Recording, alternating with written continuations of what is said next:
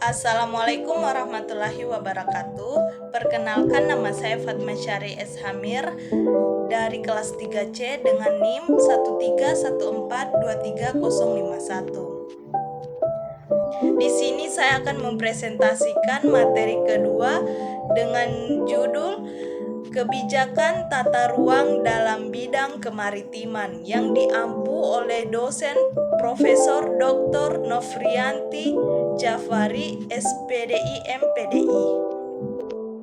Kebijakan tata ruang dalam bidang kemaritiman.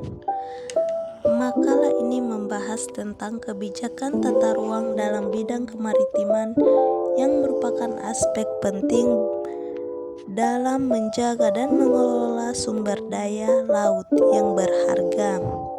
Laut dan wilayah perairan memegang peran penting dalam sejarah, budaya, dan perkembangan ekonomi suatu negara.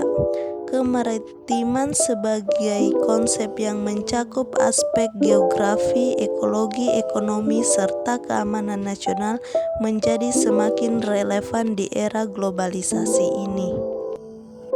Pengertian kebijakan tata ruang kemaritiman.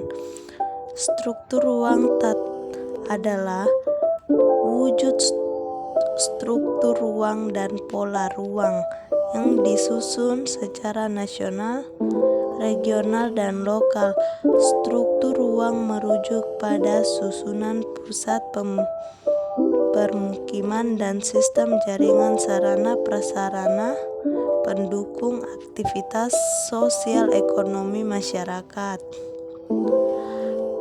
Pola ruang mencakup pada peruntukan lahan yang terbagi-bagi dalam fungsi lindungi dan budidaya. Fungsi meliputi kawasan konversi, hutan, dan wilayah dilindungi untuk menjaga kelestarian lingkungan.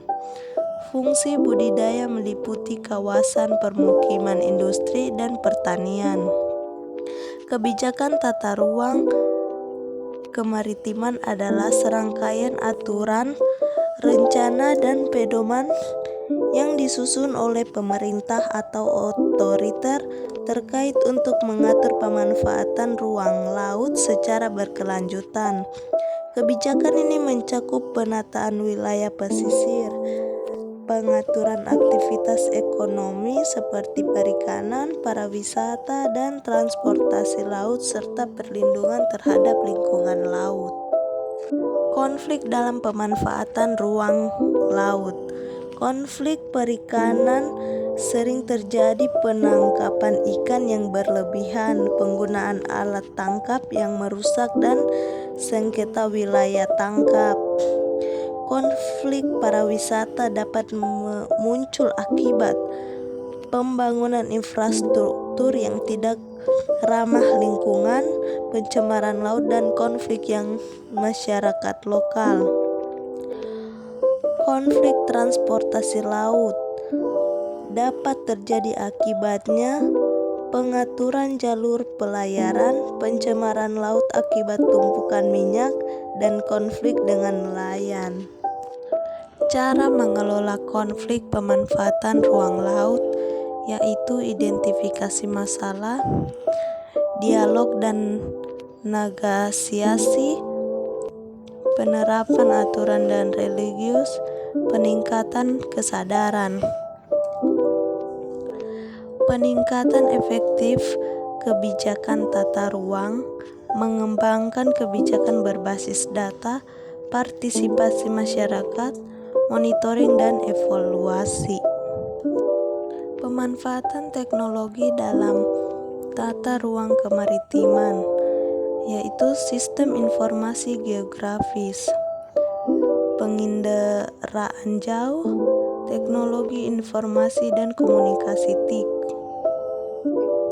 Pendidikan dan kesadaran publik. Kampanye edukasi melakukan edukasi untuk meningkatkan kesadaran masyarakat tentang pentingnya tata ruang kemaritiman, kelestarian lingkungan laut, dan manfaat dari kebijakan tata ruang yang efektif. Penyuluhan, penyelenggaraan, dan pelatihan bagi masyarakat, nelayan, pemangku kepentingan lainnya tentang tata ruang kemaritiman, peraturan perundang-undangan, dan cara untuk memanfaatkan sumber daya laut secara berkelanjutan. Pengembangan kurikulum menerapkan materi tentang tata ruang kemaritiman dalam kurikulum pendidikan formal, terutama di sekolah-sekolah di wilayah pesisir untuk menanamkan kesadaran dan pengetahuan sejak dini. Solusi untuk mengatasi tantangan: meningkatkan data dan riset, meningkatkan kumpulan data dan peneliti tentang kondisi lingkungan laut, sumber daya, dan aktivitas manusia di laut untuk mendukung pengambilan keputusan yang lebih baik. Penguatan kelembagaan, memperkuat koordinator antar lembaga terkait tata ruang kemaritiman untuk meningkatkan efektivitas pelaksanaan kebijakan. Penegakan hukum yang tegas, menerapkan penegakan hukum yang tegas terhadap pelanggaran tata ruang kemaritiman untuk memberikan efek jera bagi pelaku pelanggaran. Kesimpulannya, kebijakan tata ruang kemaritiman merupakan instrumen penting untuk mengelola sumber daya laut secara berkelanjutan, mencegah konflik antar sektor, dan menjaga kelestarian lingkungan laut. Peningkatan efektivitas kebijakan tata ruang dapat diciptakan melalui pengembangan kebijakan berbasis data, partisipasi masyarakat, monitoring dan evaluasi yang berkelanjutan, pemanfaatan teknologi modern, serta peningkatan kesadaran politik.